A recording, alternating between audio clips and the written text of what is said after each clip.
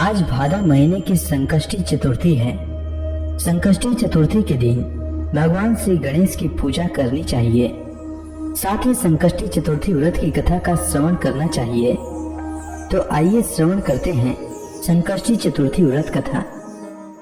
संकष्टी गणेश चतुर्थी व्रत की पहली कथा। एक बार देवता कई विपदाओं में घिरे थे, तब वह मदद मांगने भगवान शिव के पास आए। उस समय शिव के साथ कार्तिकेय तथा गणेश जी भी बैठे थे। देवताओं की बात सुनकर शिव जी ने कार्तिकेय व गणेश जी से पूछा कि तुम दोनों में से कौन देवताओं के कष्टों का निवारण कर सकता है।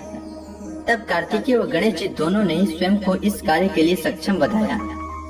इस पर भगवान शिव ने दोनों की परीक्षा लेते हुए कहा कि तुम दोनों में से जो सबसे पहले पृथ्वी की परिक्रमा करके आएगा वही देवताओं की मदद करने जाएगा।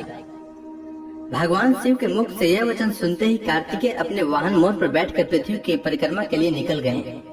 परंतु गणेश जी सोच में पड़ गए कि वह चूहे के ऊपर बैठकर सारी पृथ्वी की परिक्रमा करेंगे तो इस कार्य में उन्हें बहुत समय लग जाएगा। तभी उन्हें एक उपाय सूझा। गणेश जी अपने स्थान से उठे और अपने माता पिता के साथ वह परिक्रमा करके वापस बैठ गए। परिक्रमा करके लौटने पर कार्तिकेय स्वयं को विजेता बताने लगे। तब शिव जी ने श्री गणेश से पृथ्वी की परिक्रमा न करने का कारण पूछा। तब गणेश जी ने कहा, माता पिता के चरणों में ही समस्त लोक है। यह सुनकर भगवान शिव ने गणेश जी को देवताओं के संकट दूर करने की आज्ञा दी।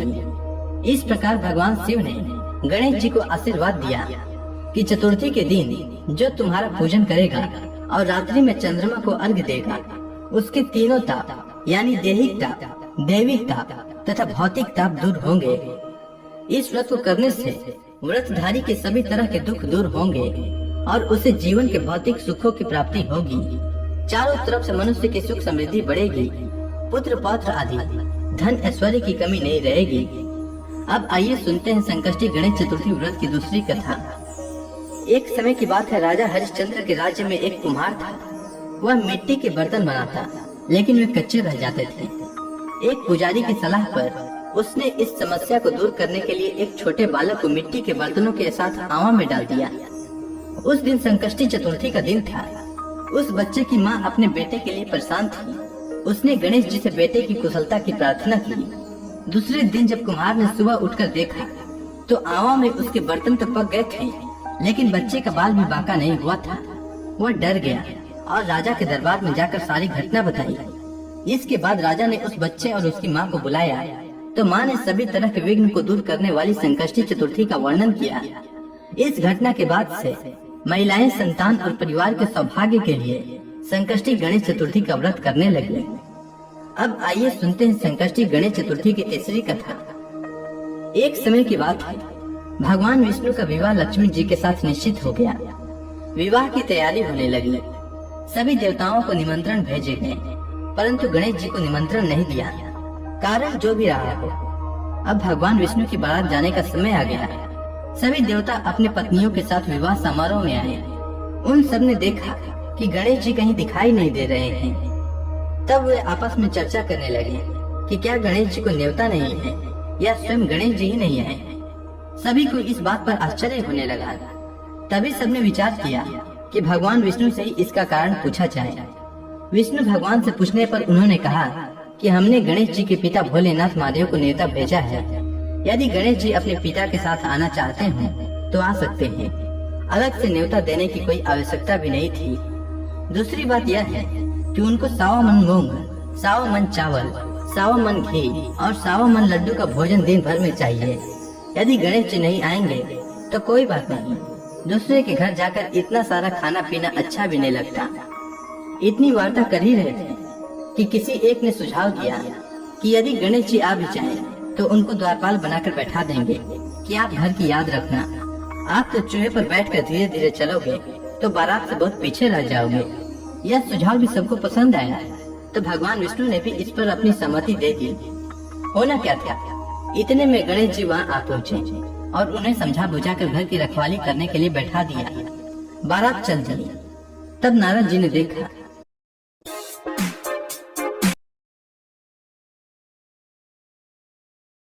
कि गणेश जी तो दरवाजे पर बैठे थे। नारद जी ने गणेश जी से पूछा, क्यों बारात क्यों नहीं गए। तब गणेश जी ने कहा कि भगवान विष्णु ने उन्हें अपना निवास स्थान सौंप कर गए हैं। अब मैं यहाँ का राजा हूँ। तब नारद जी हंसते हुए कहने लगे कि ये भी तो हो सकता है कि उन्होंने आपको द्वारपाल के रूप में यहाँ बैठाया हो। तब गणेश जी कहने लगे कि हाँ, विष्णु भगवान ने मेरा बहुत अपमान किया है। नारद जी ने कहा कि आप उदास न हो, आप अपनी मुसक सेना को आगे भेज दें तो वह रास्ता खोद देगी, जिससे उनके वाहन धरती में धंस जाएंगे। तब आपको सम्मान पूर्वक बुलाना पड़ेगा। अब तो गणेश जी अपनी मुसक सेना को जल्दी से आगे भेज दिए और सेना ने जमीन पोली कर दी। जब बारात वहाँ से निकली तो रथों के पहिए धरती में धंस गए। लाख कोशिश करें परंतु पहिए नहीं निकले। सभी ने अपने अपने उपाय किए परंतु पहिए तो नहीं निकले, बल्कि जगह जगह से टूट गए। किसी को समझ में नहीं आ रहा था कि अब क्या किया जाए। तब नारद जी ने कहा, आप लोगों ने गणेश जी का अपमान करके अच्छा नहीं किया। यदि उन्हें मना कर लाएं तो आपका कार्य सिद्ध हो सकता है और यह संकट टल सकता है। शंकर भगवान ने अपने दूत नंदी को भेजा और वे गणेश जी को लेकर आए। गणेश जी का आदर सम्मान के साथ पूजन किया। तब कहीं रथ के पहिए निकले। अब रथ के पहिए तो निकल गए परंतु वे टूटे फूटे हुए थे, तो उन्हें सुधारे कौन? पास के खेत में खाती काम कर रहा था, उसे बुलाया गया। खाती अपना कार्य करने से पहले श्री गणेशाय नमः कहकर गणेश जी की वंदना मन ही मन करने लगा। देखते ही देखते खाती ने सभी पहियों को ठीक कर दिया। तब खाती कहने लगा कि हे देवताओं, आपने सर्वप्रथम गणेश जी को नहीं मनाया होगा और न ही इनकी पूजन की होगी, इसीलिए तो आपके साथ यह संकट आया है। हम तो मूर्ख अज्ञानी हैं, फिर भी पहले गणेश जी को पूजते हैं, उनका ध्यान करते हैं। आप लोग तो देवता गण हैं, फिर भी आप गणेश जी को कैसे भूल गए? अब आप लोग भगवान श्री गणेश की जय बोल कर जाएं, तो आपके सब कार्य बन जाएंगे और कोई संकट भी नहीं आएगा। ऐसा कहते हुए बारात वहाँ से चल दी और भगवान विष्णु का लक्ष्मी जी से विवाह संपन्न करा के सभी सकुशल घर लौट आए। हे गणेश जी महाराज, आपने विष्णु भगवान के जैसे कार्य सिद्ध किए हैं, उसी प्रकार सभी के कार्य सिद्ध करें। अब आइए सुनते हैं संकष्टी गणेश चतुर्थी व्रत की चौथी कथा। एक बार भगवान शिव और माता पार्वती नर्मदा नदी के किनारे बैठे थे। वहाँ माता पार्वती ने भगवान शिव के साथ समय व्यतीत करने के लिए चौपड़ खेलने को कहा। शिव भगवान चौपड़ खेलने के लिए तो तैयार हो गए, परंतु इस खेल में हार जीत का फैसला कौन करेगा, यह प्रश्न उनके समक्ष उठा। तो भगवान शिव ने कुछ तिनके एकत्रित करके उसका एक पुतला बनाकर उसकी प्राण प्रतिष्ठा कर दी और पुतले से कहा, बेटा, हम चौपड़ खेलना चाहते हैं, परंतु हमारी हार जीत का फैसला करने वाला कोई नहीं है, इसीलिए तुम बताना कि हम दोनों में से कौन हारा और कौन जीता। उसके बाद भगवान शिव और माता पार्वती का चौपड़ खेल शुरू हो गया। यह खेल 3 बार खेला गया और संयोग से तीनों बार माता पार्वती ही जीत गयी। खेल समाप्त होने के बाद बालक से हार जीत का फैसला करने के लिए कहा गया, तो उस बालक ने महादेव को विजयी बताया।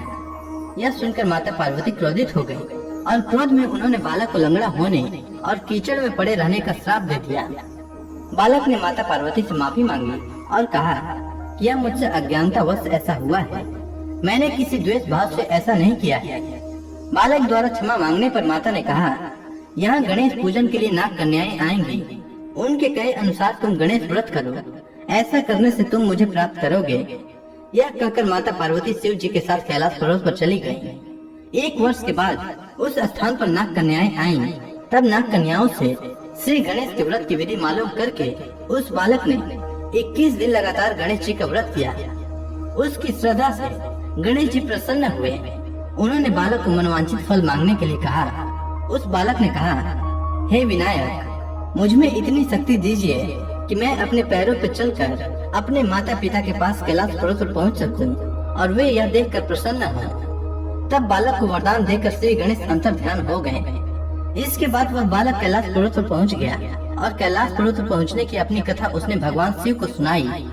चौपड़ वाले दिन से माता पार्वती शिव जी से विमुख थी, अतः देवी के रुष्ट होने पर भगवान शिव ने भी बालक के बताए अनुसार 21 दिनों तक श्री गणेश का व्रत किया। इस व्रत के प्रभाव से माता पार्वती के मन में भगवान शिव के प्रति जो नाराजगी थी वह समाप्त हो गई। तब यह व्रत विधि भगवान शंकर ने माता पार्वती को बताई। यह सुनकर माता पार्वती के मन में भी अपने पुत्र कार्तिकेय से मिलने की इच्छा जागृत हुई।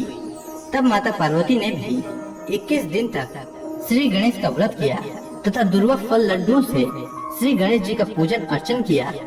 व्रत के 21वें दिन कार्तिकेय स्वयं माता पार्वती जी से आ मिले। उस दिन से श्री गणेश चतुर्थी का यह व्रत समस्त मनोकामनाओं की पूर्ति करने वाला व्रत माना जाता है। इस व्रत को करने से मनुष्य के सारे कष्ट दूर होकर मनुष्य को समस्त सुख सुविधाएं प्राप्त होती है। तो प्रेम से बोलिए भगवान श्री गणेश की जय।